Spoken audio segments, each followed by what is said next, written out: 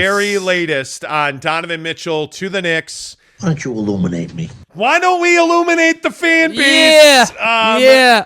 Just real quick, though, you said something last night when we were getting ready for the show about burnout on this topic. Mm-hmm. Yeah. How burned out are you talking about Donovan Mitchell to the Knicks? I mean, it's just evolved so much, and I think that the burnout factor is real for me personally, but I think for the fan base too. I think that, at one point we were sort of in this thing where you've got local radio hosts saying they're getting text messages about Donovan Mitchell getting traded, and then they wind up not looking so great when Donovan Mitchell still hasn't been traded, and it's been months after that. You've got the Rudy Gobert trade that happened. Like, you've just got all these situations that have happened for the Utah Jazz over the course of this summer, and we knew it was going to be an active summer, but I think the struggle is that we just get seemingly every day hey, the Knicks are bringing 58 million picks to the table and Danny Ainge wants more conversation happening. And I think that that's what people are a little bit tired of. And I have to agree, like, there is some burnout. And we're going to talk Lakers here in this Russell Westbrook situation, but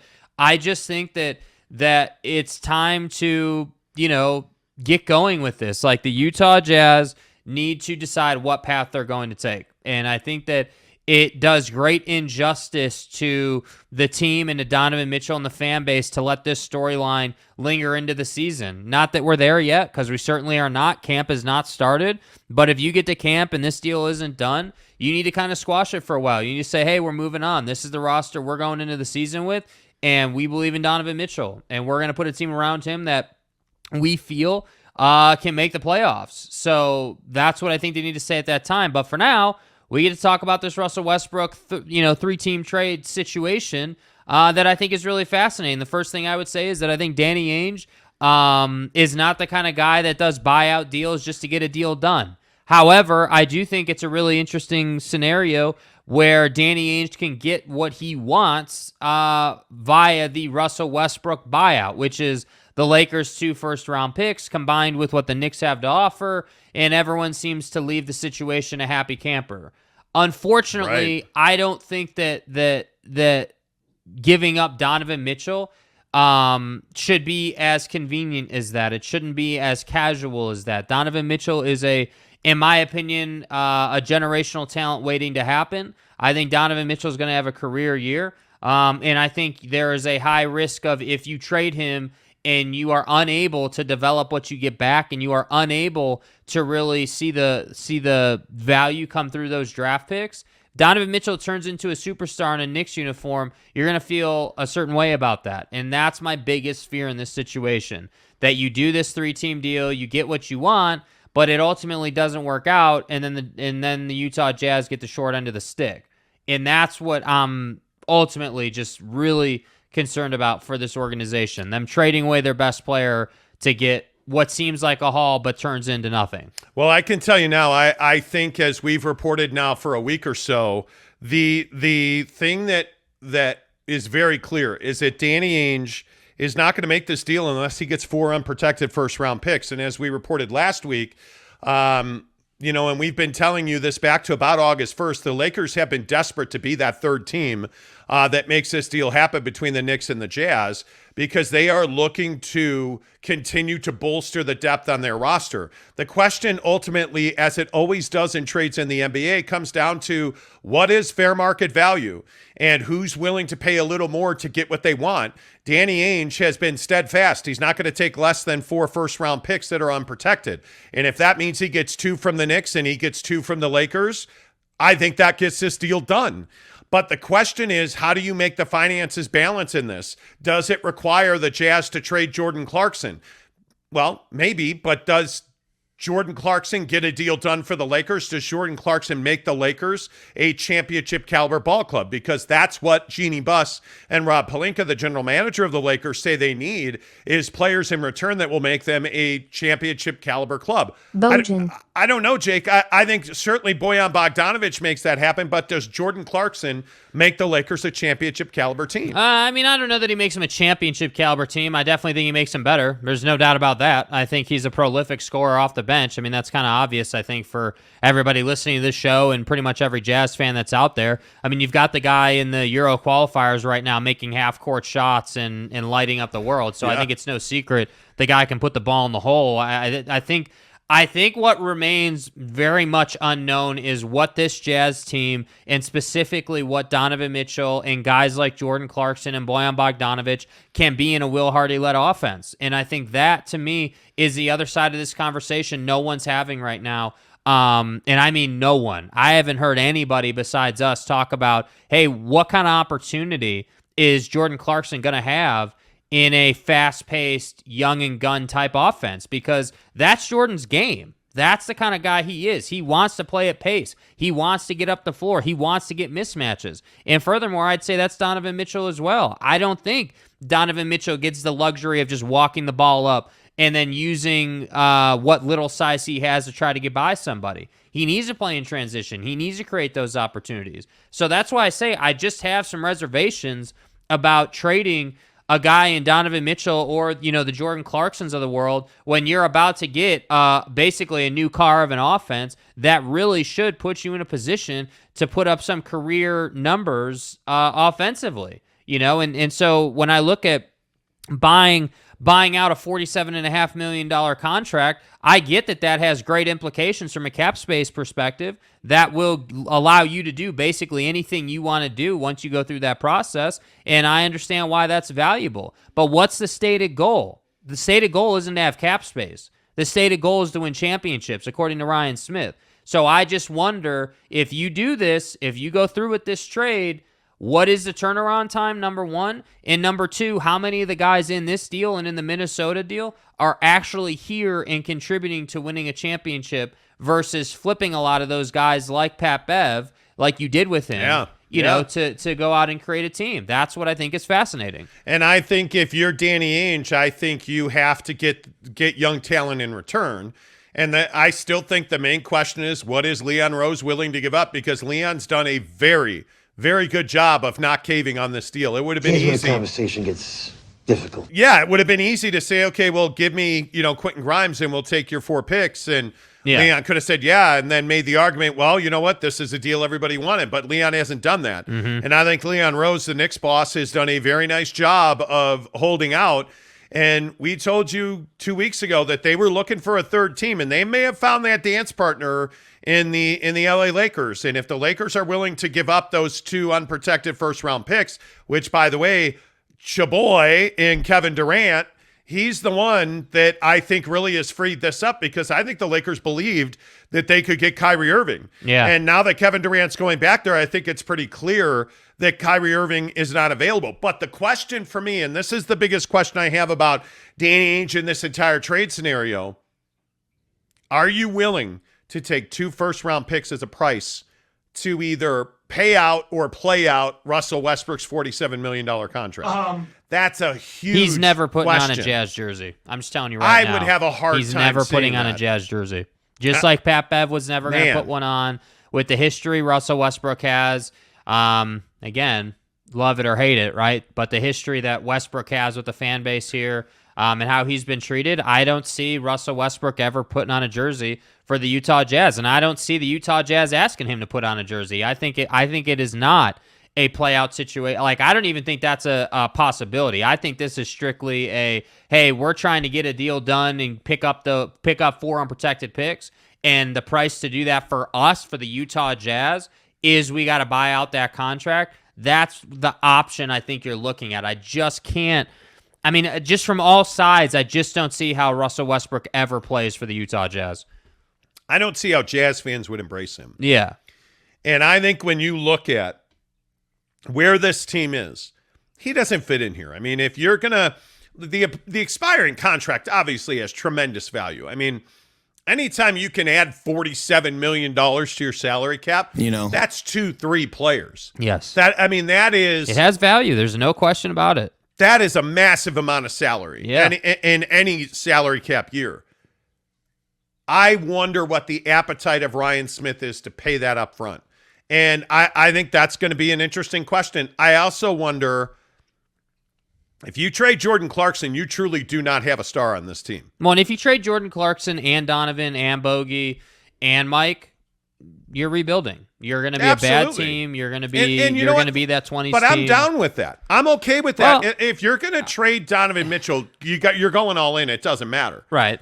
You're going to have $47 million in extra cap space at that point because I don't see this deal getting done without that. Right. I mean, you're not going to add, and it depends. Sources have told me that the Lakers for the longest time have wanted Bojan Bogdanović. I mean, they value him at a very high level. Right. But are the Knicks a team that wants to acquire Jordan Clarkson and Donovan Mitchell? Are the Knicks a team that are willing to send out? Obviously Fournier's deal has to be in this trade. If this 3-team trade actually comes to fruition, and I think, I was thinking about percentages. I've been at 65-35 for a couple of weeks at Don Goes to Camp. I think right now it's 40-60. He does not. I think 60% he gets traded. Because the Lakers adding those 2 unprotected first-round picks makes this deal happen for Danny Ainge. Mm-hmm. That is the magical bar that this deal is needed to reach. And if it in fact happens, and again, I heard a couple of weeks ago that the Lakers have really tried hard to get a piece of this Knicks Jazz deal. I want it. And you've heard all kinds of ridiculousness that the Lakers were going to end up with Donovan Mitchell and yeah. The bottom line is, if the Lakers end up with Jordan Clarkson and Bojan Bogdanović, man, I think that pushes them into the top 5 of the Western Conference. And at that point, anything's possible. I think they're on par, certainly with Denver. I mean, Anthony Davis and Jeannie Buss, the owner of the Jazz, said this weekend, Anthony Davis has to be healthy, period. Anthony Davis has to be healthy. And I think based on what we've seen, he is in tremendous shape. If you add Jordan Clarkson and Bojan Bogdanović, man, they're going to be a tough team to compete against. Yeah, I think, the health thing is always the X factor. I think we can all agree, you can add great role players in Bogey and JC. You can do that, and that'll make you much better. I completely agree. But the problem is if Anthony Davis can't stay healthy, you're not going to go to where you want to go. And at that point, you wouldn't even have Russell Westbrook as an option for trying to get any type of production out of him. And once again, LeBron would find himself in a place where he's got to carry a team. And it's no slight to LeBron. I'm not hating on LeBron, but he is aging. He is not of the ability to carry a team on his own anymore. And there's no shame in that. Like, the guy has carried 3 franchises to championships. Like, it's at some point, It falls upon Anthony Davis to get his legs under him and to stay healthy. And I think this concept of having Anthony Davis play the 4 or the 5 is going to be crucial to that narrative and him staying healthy. I can kind of see it both ways, but I think with what they're talking about, they want him to play the 5 and take advantage of that matchup, use his quickness to get around these guys. And hey, if that works, great. If you have AD at the 5, LeBron at the 4, and then you've got this nice combination up front, like I get it. It works, but it all hinges on you actually being able to play basketball games, which has not been the case the last 2 years. I also think Malik Beasley plays a critical factor in this trade. I mean, for $15 million,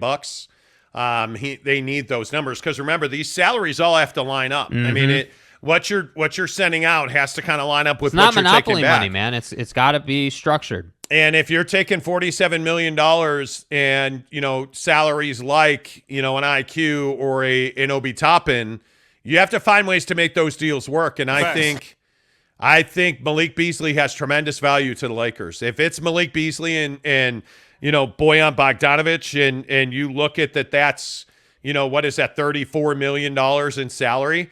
Now you're cooking with gas. You're getting much closer. And then if you're adding if you're adding some salary to that, the numbers are not that far off. We're getting somewhere. You're sending out, $60 million at that point, and you're adding 47. You can make that work. You can make that deal work. You can find a solution. Between the Knicks and look. You can make that deal work. I just still think that there's a lot on the line in this Donovan Mitchell deal. I don't think that it's as straightforward as, we're just going to move on from Donovan Mitchell and we've got our 4 unprotected picks with 2 more picks, and then we've got, 3 players. I don't think that guarantees that the path is all of a sudden going to be laid out for you to be a playoff team again. And notice I didn't say championship team. I said playoff team.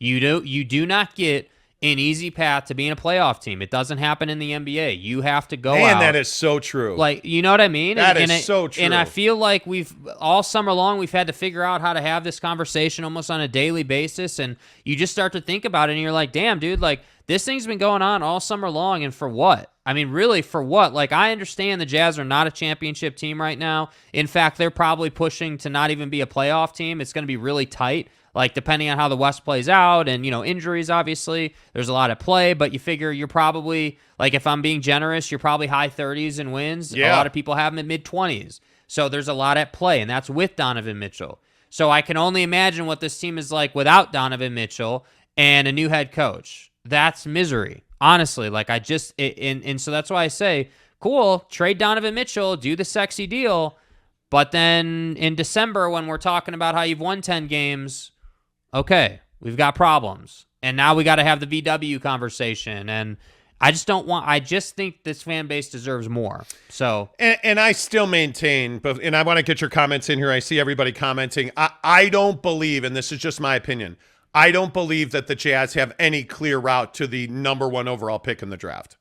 I think that's going to be very difficult. The level of bad basketball you'd have to play to get there, it would be astonishing. Well, this 2023 draft, Jake, is, I mean, I really feel like it's 25 guys deep. Like, yeah, there's a lot of value. Great draft. Yeah, there's a lot of value in this upcoming draft. And by the way, it needs to be said, hey, I'm Danny Ainge. I know how to leverage picks to get higher in the draft, and I could totally see him doing that. If you said to me, we're going to trade Donovan Mitchell, we're going to war chest a bunch of picks through the Gobert and Mitchell trade, and then I'm going to make a team by trading up in the draft by moving some of these unprotected picks, okay, I can see that path. But I don't think the path of being a 25-win team and going that way to get up in the draft is at all what this front office is trying to do. No, and I think when you start to really look at what the Jazz are doing, they're not looking to be bad for a long time.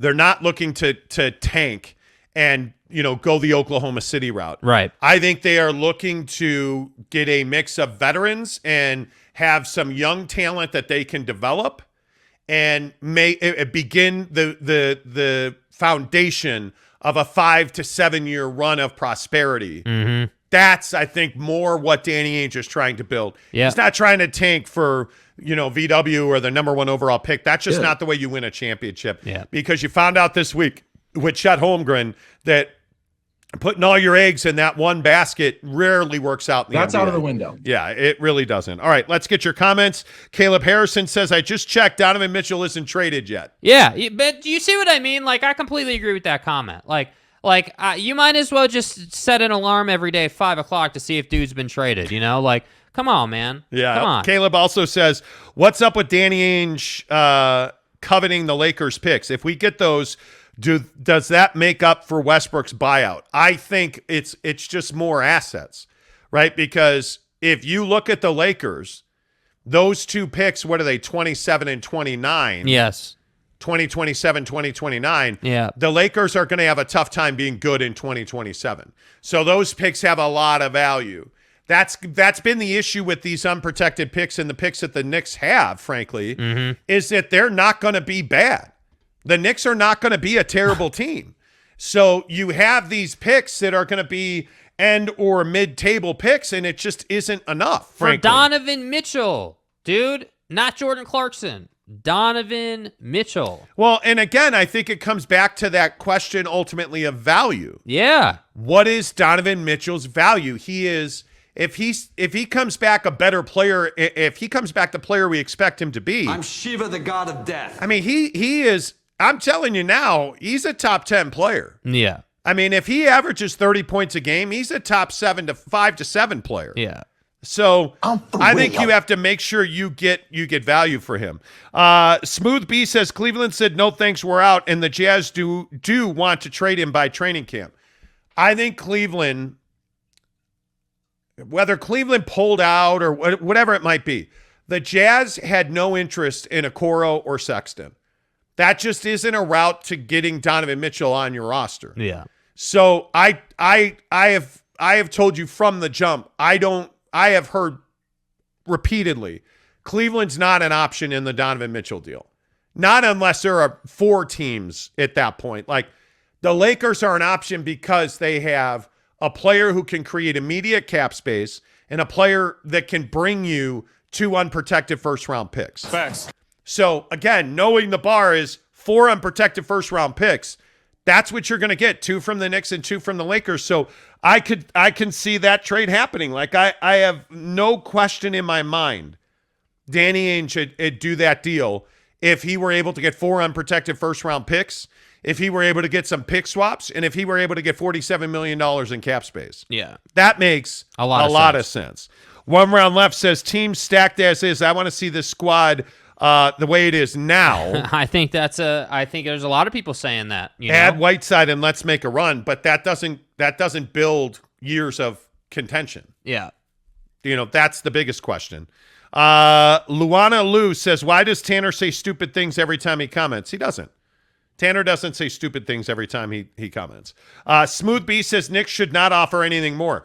And with the title of the show Friday was, is it time for the Knicks to walk away? Yeah. Because I do think there was some logic to the Knicks walking away, because if it was just Knicks and Jazz, there was no way for the Knicks to win this deal. With all due respect. Yeah, there was no way. There was no way for them to lose this deal. Yeah. M. Morris says, I think Utah fan base is sold on Ainge. I would agree. The fans are excited about that. As they should about be. Danny Ainge. NY Jazz fan says, let's rip the Band-Aid off. Do something or come out and say we're not trading Don so we can all move on and start building from the ground up. Start from the foundation up. Yeah, that's going to have to happen. I agree with that. Yep. Kay Nurin says, I agree. Don may become the next Kobe or Michael in New York. I think he has a chance to be special, man. Special. I think he's young enough still. Like it's time for him to get going, but I still think he's young enough. And I think that he just, again, speaking of injuries, like he's got to move on. And we see this with every big time player. Tatum went through it. Book went through it. Donnie's going through it. Anthony Davis, obviously. They all have this 2-year window in their development where they get a lot of soft tissue injury, and then they build their legs, and they get on the motivation train, and they play the summer runs, and they figure it out, and then they explode. And I think we're in that point of Donovan's arc where it's time for him to get to that next level, and I think you're going to see that. Let's see. M. Morris says throwing those 2 in brings Utah what? I think if you get 2 first-round picks unprotected from the Knicks, unprotected from the Jazz, and Russell Westbrook, that allows you to, you just changed your life dramatically. Yes. Again, $47 million in cap space on one guy. Yeah. On one singular player. And then you have 4 unprotected first-round picks going forward. So you can leverage those in any way that you like. You can protect them. You can unprotect them. You can move them. You can keep them. Like, it brings you tremendous financial flexibility. That's what you're getting. And for a team at that point that would be rebuilding, I think it makes all the sense in the world. But I also do think, as we talk about the latest on the Donovan Mitchell Knicks situation here on the Monty Show, I do think one of the things that you have to be careful with is that you, at some point, are going to have to come out and make a statement. Mm-hmm. Ryan Smith is going to have to come out and make a statement. Notice, through all of the things that have gone on this summer, uniforms, Rudy Gobert, TV deal, now a Donovan Mitchell trade, Ryan Smith has not sat and delivered with the media. Mm-hmm. And he needs to do that. He owes that to the fans, right? This is the new owner of the team coming in, making sweeping changes to the roster. This is the new owner of the team coming in and saying, hey, we tried but couldn't get a TV deal. We need Ryan Smith to sit and do interviews. And again, we've asked repeatedly to have Ryan Smith on this show. Yeah. Repeatedly. And we have been either no answer or declined at every opportunity. Yep. Ryan Smith at some point is going to have to stand and deliver.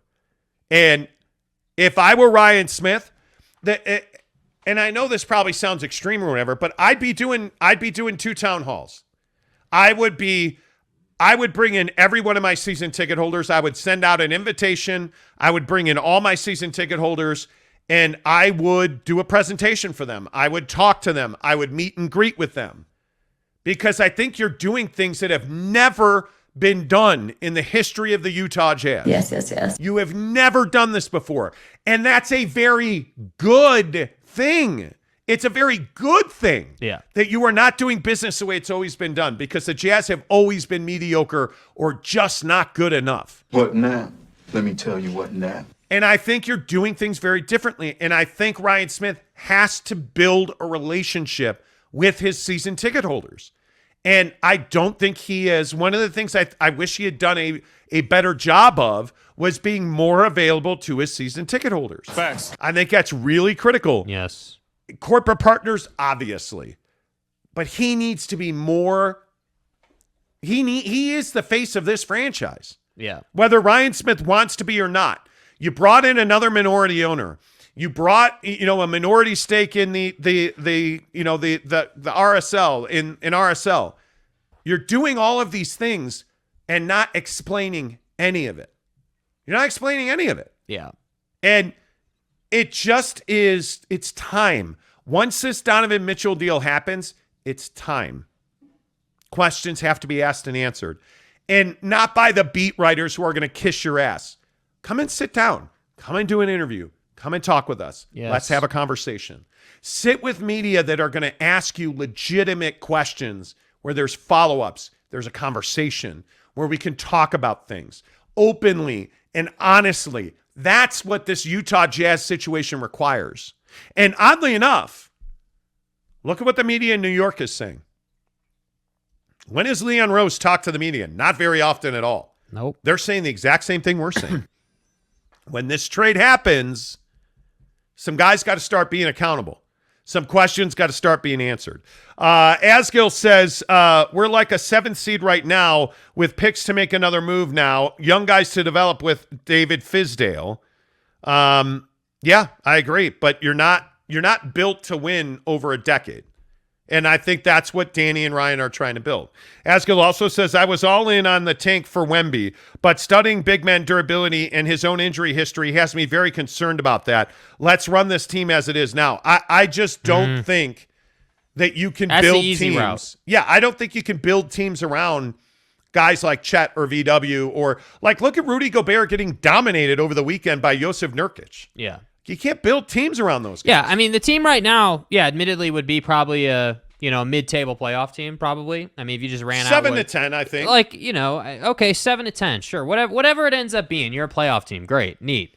But you're not a championship team. You're exactly what you were, a one and done. Maybe you make it through the play-in and then you lose that first round, playoff series. That's not what they're interested in. No. They're interested in building a window like the Warriors have, like, any of these really successful teams have. And, like the Bucks have as an example, And I think that it's a process and it takes time. But to your point, I think this is why Ryan's got to speak on it. Ryan has yet to say, this is what we're trying to do. Now, what's the reason for that? Well, it doesn't behoove him to say that yet until a deal actually gets done. Like, once you trade Rudy and Donovan, okay, now you have a completely different franchise. Now you've just traded both the two pillars of your franchise, right? So that's why I say the time is coming. I agree. I would have loved for Ryan to do more than he's done. Absolutely, I would have loved that, but I can understand why you haven't yet. But I'm telling you, when or if they trade Donovan Mitchell, when that day comes, he better be, like, same day or next day, having a press conference to talk about it. Because I don't think that you can just let the fans twist in the wind and make assumptions about why you brought in a minority stakeholder in your company to help you liquidate funds. Like, I don't think that you can let fans twist on that stuff. You need to define what it is that you're actually doing and then go and do it, because that's the best way to go about it. Like, that to me just seems logical, but we'll see what they do. We'll see. Yeah, I think the more logical thing is that they're just going to acquire as many assets as they can, and you're going to because you're going to have to trade for veterans. I mean, you're not going to sign free agents. Your next star is not on the roster. The guy you're going to win a championship with, in my opinion, is not on the roster. So it's going to be interesting to see exactly what they do. But you know what? I think when I look at where the Utah Jazz are, I think they're in a really good spot. I think Victor Wembanyama is going to be a really nice player for somebody. But when you are 7'3" and what is he, 190? I think Victor Wembanyama, I think is 6'3" or 7'3", 190. I'm not interested in that. What does that project to? He's not going to, is he a Kristaps Porzingis kind of player? Is he a low block player? Well, I think everyone's looking for the next Kevin Durant. Let's be really blunt about it. I mean, that's what guys of that size, weight, and ability remind you of. You see flashes of that similar, like, hey, yeah, Kevin Durant has been this really long, lanky, pretty over the years, over however long he's been in the league now. Pretty durable player. Yeah, he had the Achilles, absolutely. But overall, he's been a really durable player. And I think that's what people have been trying to replicate, with VW or Chet Holmgren or, any of these other guys you want to look at. But the problem is that the guy who's 6'9" and 230 is way more durable than 7'3" and 190. A little bit shorter, a little more weight, a little more muscle, is way more durable in the NBA. I don't know. I think Scoot Henderson. I think the kid from Arkansas, Nick Smith. I mean, that's who I'd be on. Yeah. 7'3", 190 isn't cutting it. No. And I understand that he is the Kristaps Porzingis comparison. I'm not interested in that. I give me wing players that are dynamic. Give me scoring machines that are dynamic. That's Kevin what I would Porter do. Jr. Yeah, absolutely.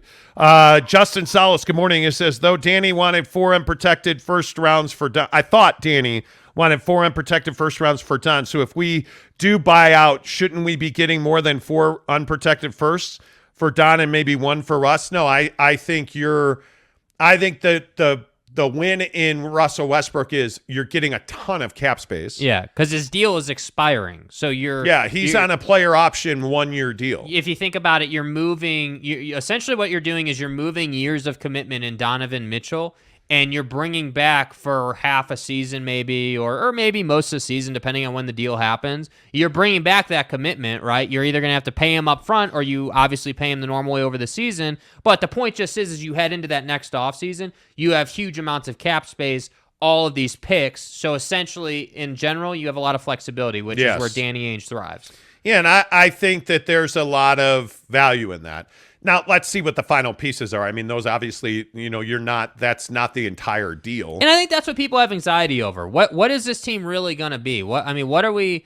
And we started this conversation with the question around burnout on this conversation. And I think that's part of what plays into it. Like, if you're a Jazz fan, what are you actually looking at? What do you have to look forward to? Because you've lost Rudy Gobert. We didn't, but you know what I mean. Like, they didn't lose him; they trade him. But as a fan, you lost Rudy Gobert. Ton of Rudy Gobert support in the fan base.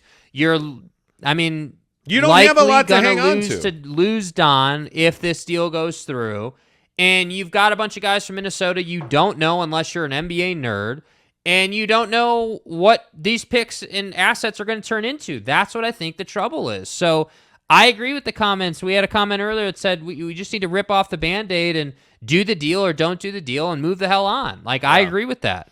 Yeah, I just think that it's these trades are amoebas, man. They take different shapes based on where you are. And I think Danny Ainge pulls the trigger at the moment that he gets a deal he likes. Yeah. And I again believe that Russell Westbrook, 4 unprotected first round picks. I'm a huge Quickly guy. I'd really like to see Emmanuel Quickly be in this deal. Obi Toppin's a take it or leave it. And if I'm the Lakers, I want Beasley, Clarkson, Bogdanovich. I want a guy that can get me buckets. I want specifically Bojan Bogdanovich because he can stand in the corner and make a three. So I was going to say that's what I think they prioritize. I think Malik Beasley has tremendous value to them. Mm-hmm. Because I think both those guys are dynamic. Jordan Clarkson shoots a hell of a lot. Yeah. And Man, I think that's a tough pill for them to swallow. I could see Jordan Clarkson going to the Knicks. I could see that happening. Absolutely. I just, I don't know. 4 unprotected first-round picks and $47 million in cap space is awfully tough to walk away from. Yeah. I mean, it just is. It really is difficult to walk away from. Michael Burton says Lakers first-round picks won't be worth much if they end up being in the top 4 in the conference. But you got to remember, LeBron won't be there. Anthony Davis won't be there. In 2027, can you really see Anthony Davis still there? What is that? 5.5 seasons, 5 seasons. I mean, you're 4, essentially 5 seasons away. I mean, LeBron's probably retired at that point. Davis certainly isn't on the team anymore. I mean, you're just in a different place. Yeah. Let's see. Ken Williams says, no way I'm trading JC or Donnie unless I get a haul. Westbrook and $47 million buyout. That's just stupid. Give a guy $47 million and get nothing back. Well, see, you're missing the point. It's not that you're getting nothing back. You're getting cap space. You're getting the ability to go out and do what you want to do versus having to do what you have to do. And that's what Danny Ainge walked into. Hey, we have to do this and we have to do that because of this Rudy Gobert deal and the way our cap is structured. So it's not that you're getting nothing back for Russell Westbrook. You can't look. You got to understand. You can't have the vision of, well, what is he going to do for me today? Nobody gives a damn about what these guys are going to do for the Jazz this coming season. I'm just telling you now, like, that's not the conversation you're having with this team. And if it is, you got to change that. Like, the conversation you need to be having is, all right, what are we going to be this year? How bad are we going to be this year? And if we somehow can put a team together that makes the playoffs, what does that look like? And who do we keep out of that playoff team to build a championship window around? Exactly right. Exactly right. And I also think Ken also says, let's make the Lakers a championship dumb move. But who cares about the Lakers? Yeah. You're trying to build yourself a foundation for, 5, 7, 10 years worth of championship competition. So who cares about the Lakers? I mean, if you only make deals to spite people, like that's a mistake in my opinion. Greasy Hands, Sean Butterfield gives us a $50 tip this morning. Dude, thank you. Appreciate that. Says, great show. I agree with all your sentiments. We as your fans love what you do. Thank you, Sean. I really appreciate that. I know today has been, today's been an interesting show. It's very, thankfully, it's atypical. Mm-hmm. We don't tend to shy away from topics. The BYU stuff was a very heavy conversation. Right. But you know what? I think they're important conversations. They really are. I think they're important. Asgill says, wow, nice tip.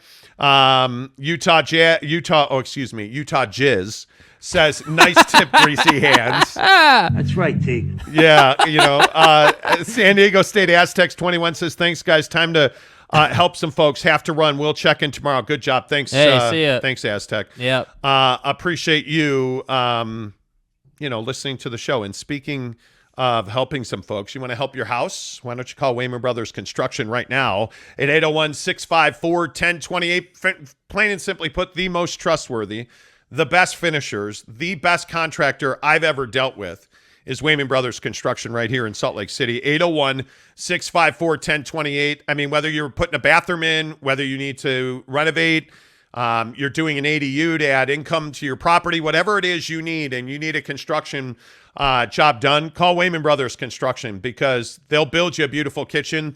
They built me a deck to go with my hot tub. So they poured me a pad, built me a track stack completely. The other thing they did that we haven't talked about the last week or so since Wayman Brothers has been a partner on the show, they replaced my back door.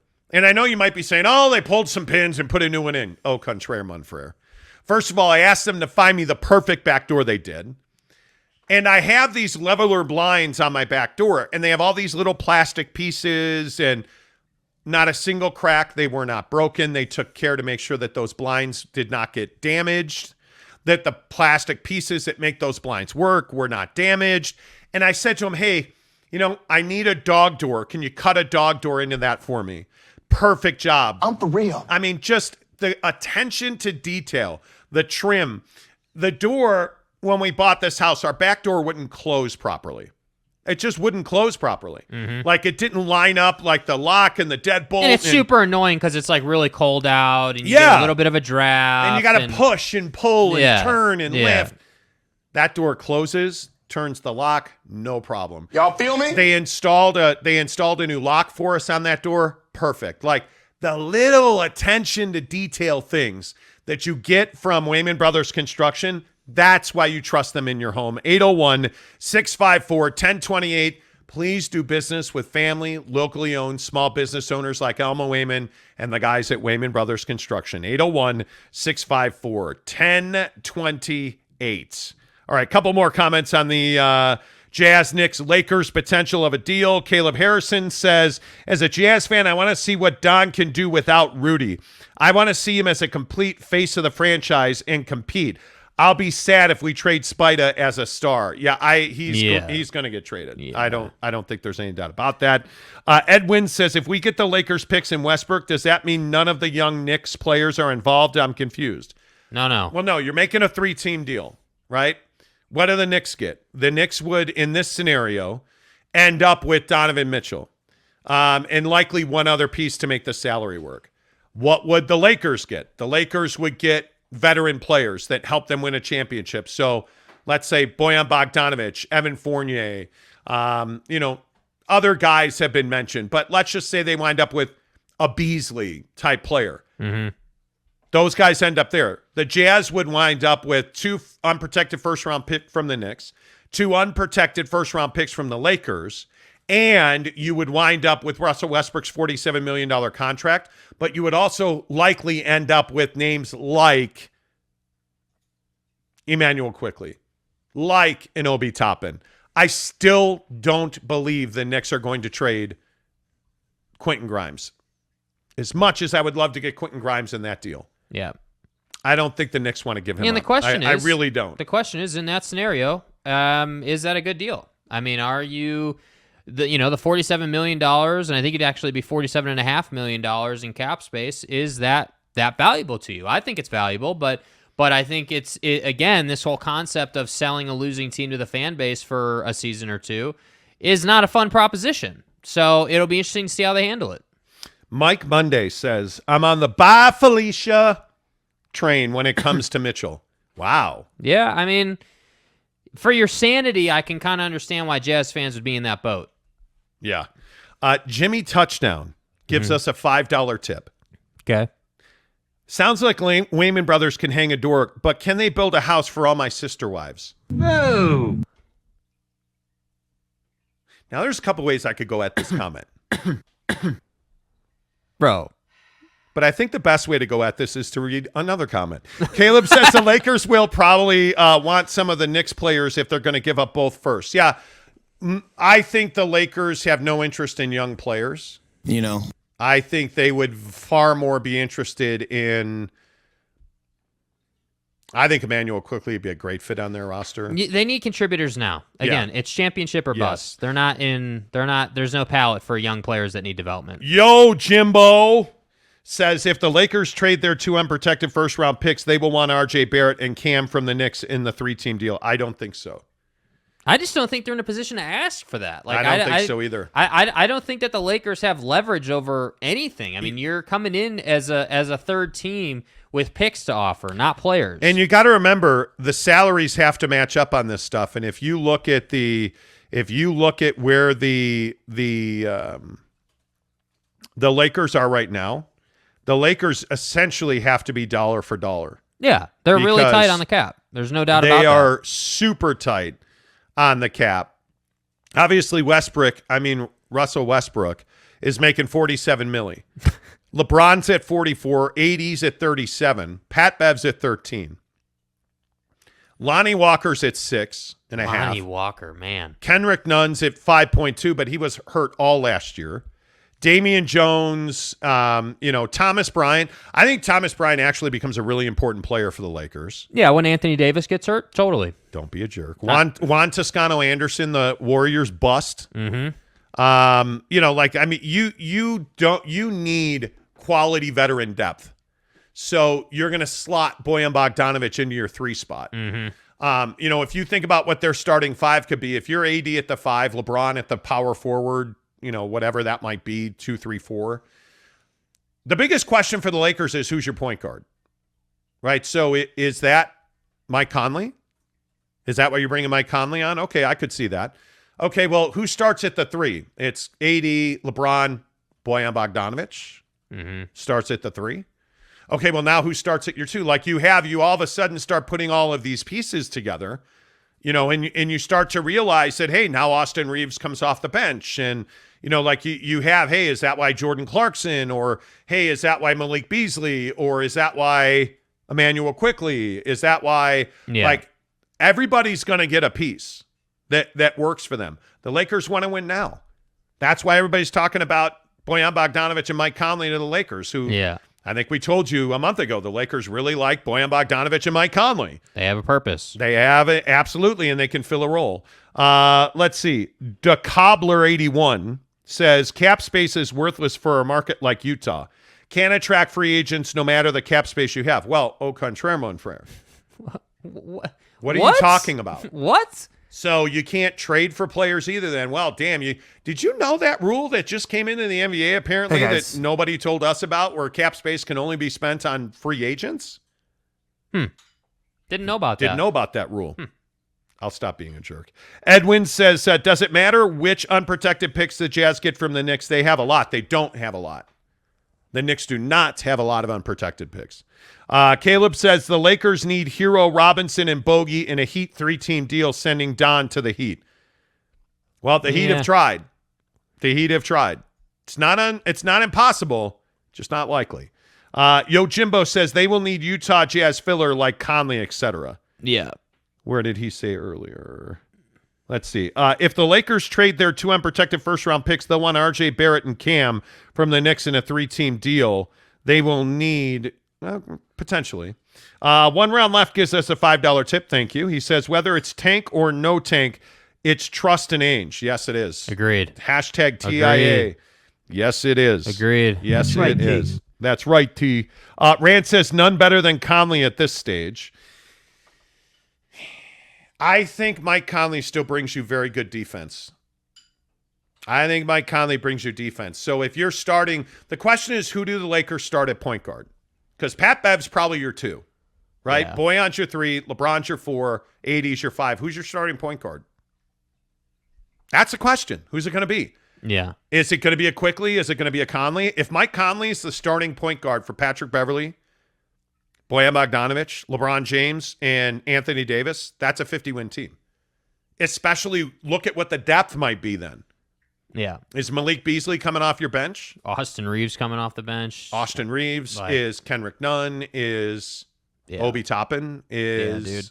Yeah. Like you can see why this trade makes sense. Yeah. Like if you put Mike Conley there and Pat Bev's your 2, like now you can start, if you're the Lakers, you can start building towards things.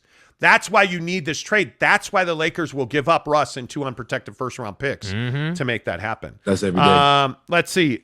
A lot of tips coming in. Appreciate you guys. All that money that you guys tip us goes right into infrastructure. So I really do appreciate that you guys. And there is infrastructure coming. Trust me. The costs that we're going to explain to you coming down the line are extensive. Let's see. Nameless Ghoul 911 says, got to play the Anthony Street Clothes Davis drop. Love the show you guys rock. Anthony Street Clothes Davis. There you go. Nameless Ghoul. You pay, we play.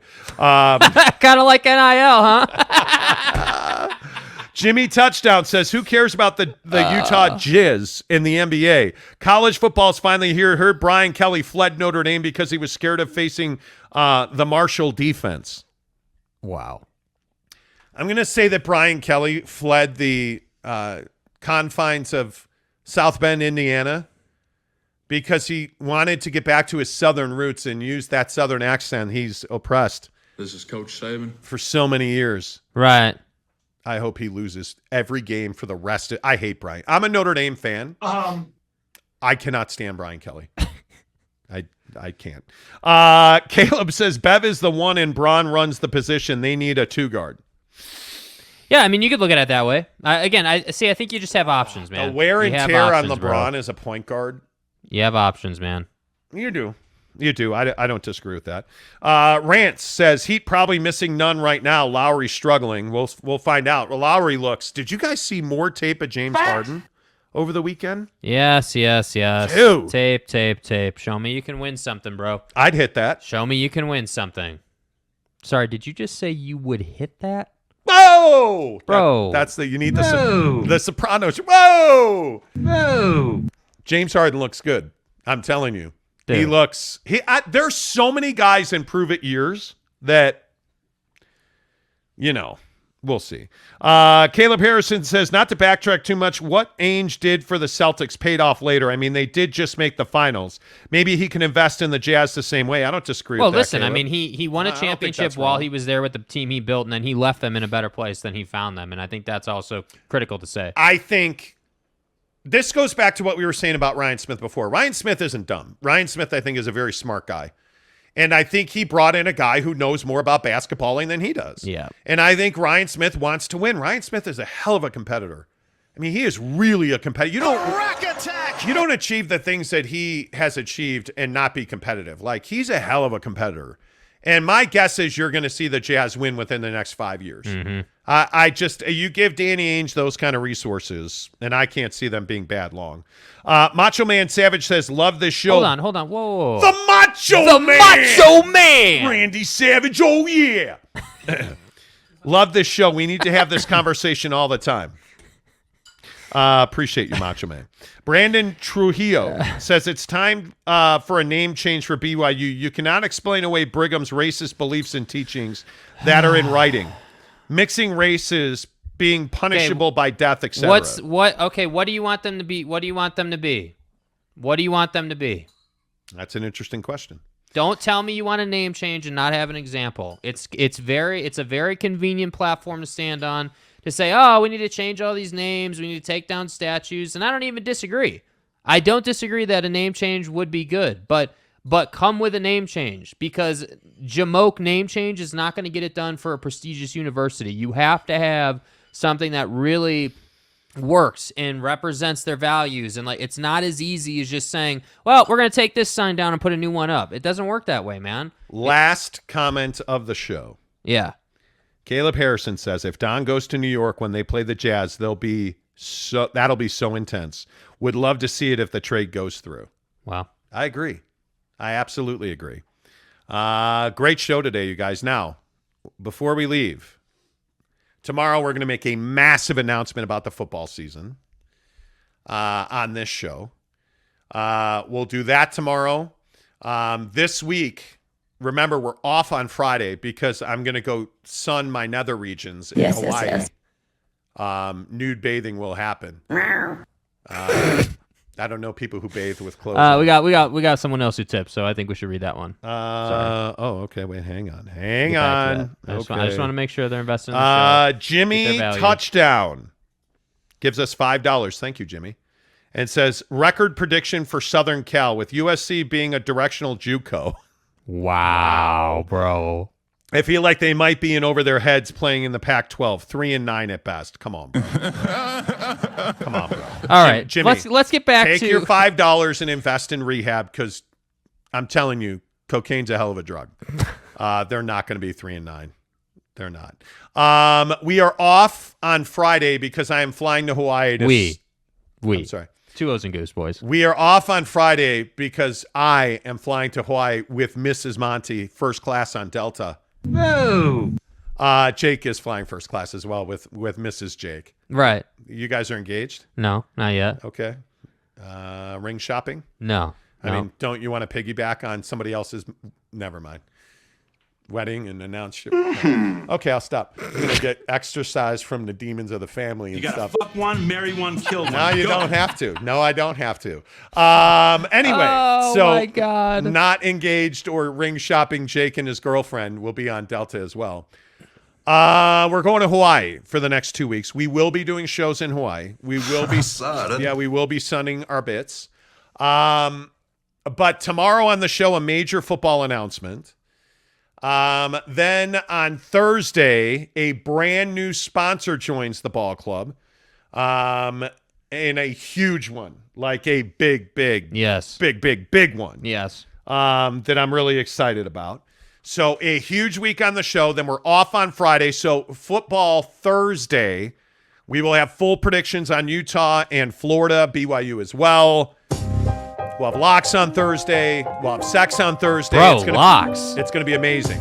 Locks, bro. Locks on Thursday. We're Holy back. crap. We're back. We're doing locks on Thursday. My God. It's going to be amazing. Really huge conversation today. Thanks to Guy Holiday for joining the show. Until tomorrow, say goodbye, Jake. Goodbye, Jake.